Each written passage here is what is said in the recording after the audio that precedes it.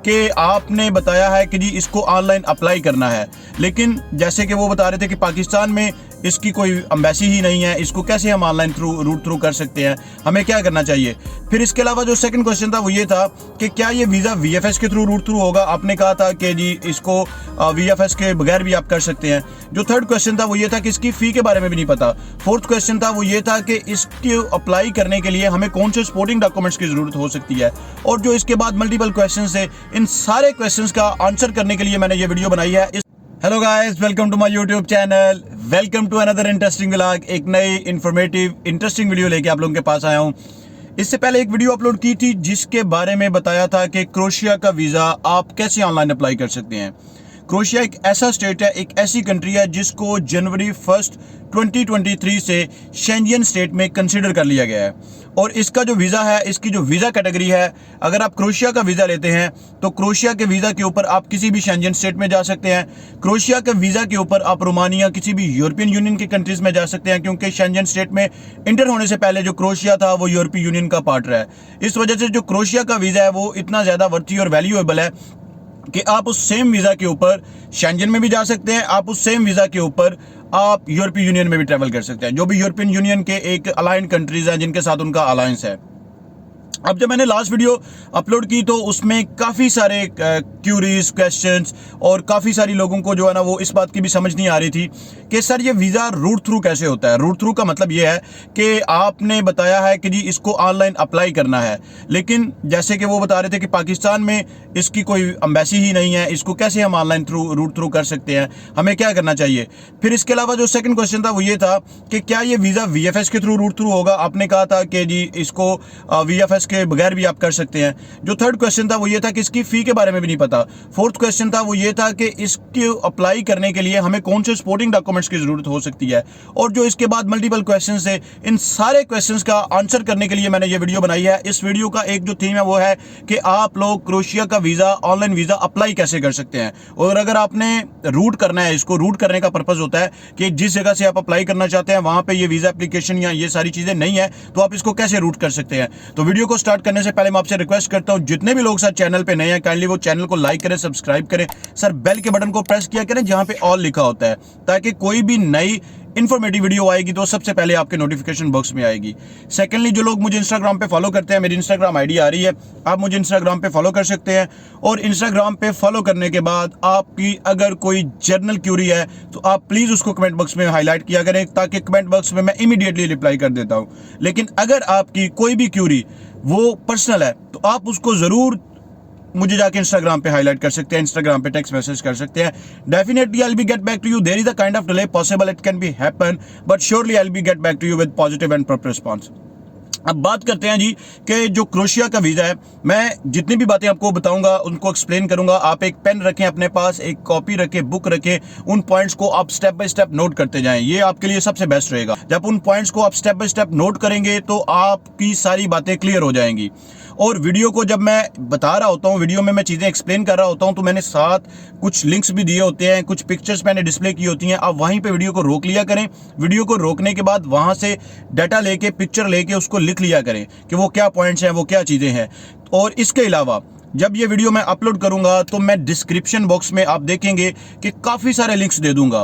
वो लिंक्स होंगे कि जिस भी कंट्री से आप अप्लाई करना चाहते हैं, सपोज टू बी कि आप अप्लाई कर रहे हैं पाकिस्तान से, तो आपने उस लिंक में जहां पे पाकिस्तान लिखा होगा उस पर जाके क्लिक करना है और पाकिस्तान की वो डिटेल ओपन हो जाएगी। वहां से आप चेक कर सकते हैं कि आपने कैसे अप्लाई करना है, सारी डिटेल ओपन हो जाएगी। मैं आपको करके भी दिखाता हूँ, मैं आपको बताता भी हूँ कि आपने कैसे करना है। और इसके अलावा अगर आपको डॉक्यूमेंट्स की समझ नहीं आएगी वो भी आप चेक कर सकते हैं। और अगर आपको ये समझ नहीं आएगी कि आपने वीज़ा रूट थ्रू कैसे करना है तो वो भी आप कर सकते हैं। सबसे पहले मैं यहाँ पे एक चीज़ आपको हाईलाइट करूँ कि जो क्रोएशिया का एम्बेसी है, जो क्रोएशियन एम्बेसी की हम बात करते हैं और जो क्रोएशियन वीज़ा की हम बात करते हैं, तो इस क्रोएशियन वीज़ा को सर सिर्फ क्रोएशियन वीज़ा को नहीं बल्कि पूरी दुनिया में एक सिस्टम है जो मिनिस्ट्री ऑफ फॉरेन अफेयर्स होती है, जिसको हम मिनिस्ट्री ऑफ पार्लियामेंटेरियन अफेयर्स भी कहते हैं, जिसको हम मिनिस्ट्री ऑफ इंटरनल अफेयर्स भी कहते हैं। ठीक है, इसके तीन एक ही मिनिस्ट्री के नाम है। पूरी दुनिया में ये जो मिनिस्ट्री होती है ये सर डील करती है वीज़ा एंड इमिग्रेशन सर्विसेज को। ठीक है, आप इस पॉइंट को थोड़ा सा याद रखें, ये चीज़ आपको हेल्पफुल होगी, ये आपको इस चीज़ का आपको बेनिफिट मिलेगा जब आप वीडियो आगे देखेंगे जाके। तो उसमें जो मिनिस्ट्री ऑफ फॉरेन अफेयर है वो इन चीज़ों को डील करती है, वेदर उस कंट्री का कोई बंदा, आई मीन क्रोशिया का कोई बंदा किसी दूसरी कंट्री में जा रहा है या किसी दूसरी कंट्री का बंदा क्रोशिया में जा रहा है, तो यही मिनिस्ट्रीज डील कर रही होती है। ठीक है, यहां पे सर एक पॉइंट क्लियर हो गया। अब जब क्रोशिया का वीजा आपने अप्लाई करना है तो आप मेरी स्क्रीन पे देखिए, मैंने क्लियरली यहां पे मेंशन किया हुआ है कि ministry of affairs and European affairs, जो उनकी मिनिस्ट्री ऑफ फॉरेन अफेयर्स है और यूरोपियन अफेयर्स की जो मिनिस्ट्री है, वो डील करती है क्रोशिया के वीजा एंड इमिग्रेशन सिस्टम को। ठीक है, पहला पॉइंट तो क्लियर हो गया कि एप्लीकेशन फॉर्म को फिल करने के लिए आपको ministry of foreign affairs and European affairs के ऊपर जाना पड़ेगा, या ministry of foreign and European affairs की जो एक वेबसाइट है वो एक ही वेबसाइट है, एक ही वेबसाइट के दो नाम है, मिनिस्ट्री ऑफ फॉरेन अफेयर्स या ministry of foreign and European affairs. आप उस वेबसाइट को ले ले, आप वहां पे जाके देख ले। अब सेकंड स्टेप, आपने जब उस वेबसाइट पे चले गए तो उसके बाद 3-4 चेक्स आएंगे। 3-4 चेक्स क्या है, आप उन चेक्स को क्रॉस करने के बाद आप चले जाएंगे वीजा एप्लीकेशन के ऊपर। जब आप वीजा एप्लीकेशन के ऊपर आते हैं, आप देखें मैंने स्क्रीन पे दिया हुआ है शॉर्ट्स ऑफ, इसके ऊपर सर एक चीज क्लियरली लिखी है, यहां पे एक चीज क्लियरली लिखी है कि आप अपनी एप्लीकेशन को VFS के थ्रू भी सबमिट कर सकते हैं, can also be submitted by VFS। ठीक है, इसका यह मतलब है कि VFS के थ्रू भी सबमिट कर सकते हैं इस एप्लीकेशन को, but it is not like that कि आप खुद इस एप्लीकेशन को नहीं सबमिट कर सकते। ठीक है, पॉइंट क्लियर हो गया सर, ये क्लियरली यहां पे मेंशन है, और ये चीज कहां पे मेंशन है, जो उनकी वेबसाइट है वहां पे ये चीज क्लियरली मेंशन है। अब मैं यहां पे ये काम करता हूं कि मैं इसको ओपन करता हूं, यहां पे मैं टिक करता हूं UAE, जो लोग UAE से अप्लाई करना चाहते हैं। अब ये देखें पूरी डिटेल आ गई है। फर्स्ट कॉलम में उन्होंने बताया हुआ है कि जो लोग UAE में आना चाहते हैं, क्रोशिया से UAE में आना चाहते हैं, उनको क्या करना चाहिए, और सेकंड कॉलम में उन्होंने बताया कि जो लोग क्रोशिया UAE से क्रोशिया में जाना चाहते हैं उनको क्या करना चाहिए। ठीक है, ये सिटीजन ऑफ UAE के लिए है, उनके लिए नहीं है जो रेजिडेंट है UAE के लिए। सर सिटीजन और रेजिडेंट में भी डिफरेंस होता है, इसके ऊपर बात करूंगा तो वीडियो और बहुत सारी लंबी हो जाएगी। अब मैं इसके ऊपर क्लिक करता हूं पाकिस्तान। अब यहां पे आप देखें, यहां पे क्लियरली मेंशन है कि जब भी पाकिस्तान का मैंने जैसे क्लिक किया है तो इसके ऊपर आ गया है कि जो कोई भी क्रोशियन सिटीजन, पहली बात हुई है ये जो सबसे हाईलाइट पे फर्स्ट पे मेंशन किया हुआ है उन्होंने कि कौन से लोग अप्लाई कर सकते हैं, तो वहां पे क्लियरली मेंशन है कि ऑर्डिनरी पासपोर्ट के लोग अप्लाई कर सकते हैं, जिनके पास ऑर्डिनरी पासपोर्ट है, और फिर डिप्लोमेट पासपोर्ट, 2 ही पासपोर्ट होते हैं, ये लोग अप्लाई कर सकते हैं। अगर वो लोग यहाँ पे पाकिस्तान में आना चाहते हैं तो उनको नादरा का वीजा सिस्टम है, वहां पे अप्लाई करके आना पड़ेगा, वो भी उन्होंने बताया हुआ है। और अगर कोई पाकिस्तान से वहां पे जाना चाहता है, देखिए उन्होंने क्लियरली मेंशन किया हुआ है कि नेबरहुड कंट्री, सर नेबरहुड जो कंट्री है ना, नेबरहुड कंट्री, उस नेबरहुड कंट्री से आप अप्लाई कर सकते हैं। ठीक है, नेबरहुड कंट्री। अब नेबरहुड कंट्री में पाकिस्तान के कौन आ जाता है, ईरान आ जाता है, नेबरहुड कंट्री है। ईरान के बाद आप कतर से अप्लाई कर सकते हैं, नेबरहुड कंट्री है। आप इसको नेबरहुड कंट्री के थ्रू भी रूट कर सकते हैं, और इस क्लियरली मेंशन है। अब मैं आता हूं इंडिया के ऊपर, आप चेक करें, मैंने जैसे इंडिया को क्लिक किया हुआ है तो इसमें क्लियरली मेंशन है कि इनकी जो एम्बेसी है वो दिल्ली में, मुंबई में और कोलकाता में इनके कॉन्सुलेट हैं। आप देख सकते हैं यहाँ पे इन्होंने नीचे मेंशन किया हुआ है। तो पहले इन्होंने मेंशन किया हुआ है कि जो कोई बंदा क्रोशिया से वहां पे जाना चाहता है, तो कोई अगर क्रोशिया से वहां पे जाना चाहता है तो उसको क्या करना पड़ेगा, उसको इंडियन के किस कॉन्सुलेट से डील करना पड़ेगा वीजा लेने के लिए। फिर इन्होंने मेंशन किया हुआ है कि कोई इंडियन सिटीजन अगर क्रोशिया में जाना चाहता है, ये मैंने 3 कंट्रीज का डिफरेंट सेलेक्ट करके आपको प्रैक्टिस करवाई है। There is a more than 120 countries, आप किसी भी कंट्री को सिलेक्ट करेंगे तो वो ऑटोमेटिकली आ जाएगा। और ये सारी प्रैक्टिस जो मैं आपको बता रहा हूं, ये उनकी जो ministry of foreign and European affairs है उसकी वेबसाइट्स पे है, जिसका मैंने ऑलरेडी क्लियरली यहाँ पे मेंशन किया हुआ है, आप इसको चेक कर सकते हैं। अब ये प्रोसेस तो मैंने आपको गाइड कर दिया, ये बातें तो मैंने आपको बता दी। अब कुछ बातें थी जो फर्दर क्वेश्चन है, वीडियो काफी सारी लंबी हो रही है, मैं इसको समराइज करता हूं।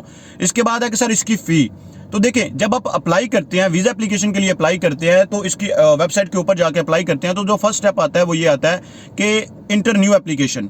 आप उस पे जाते हैं, मैंने आपको बताया था आप अपने डॉक्यूमेंट्स कंप्लीट करके रखें। डॉक्यूमेंट्स वही हैं जो आपको शेंजन के लिए चाहिए, आपने अपलोड करने हैं डॉक्यूमेंट्स, वो सारे के सारे डॉक्यूमेंट्स आपने अपलोड करने हैं। अगर आपको फिर भी समझ नहीं आती, किसी कंसल्टेंट की हेल्प ले लें, he can do a better than for you. तो फिर आप सेकंड स्टेप पे आ जाएं। सेकंड स्टेप पे आता है कि चेक योर एप्लीकेशन, आप उस एप्लीकेशन को चेक करें। आप देखें यहाँ पे मेंशन है, आप उस एप्लीकेशन को चेक कर सकते हैं। फिर नेक्स्ट स्टेप के ऊपर आ जाएगा चेक एप्लीकेशन के बाद सबमिट योर एप्लीकेशन।